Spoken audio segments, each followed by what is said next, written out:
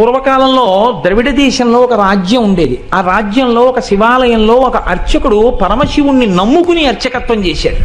అర్చకత్వం అంటే మామూలుగా చేసింది కాదు, ఆయన ఉన్నాడు అని నమ్మి అర్చకత్వం చేశాడు. బ్రహ్మాండమైనటువంటి కరువు వచ్చింది.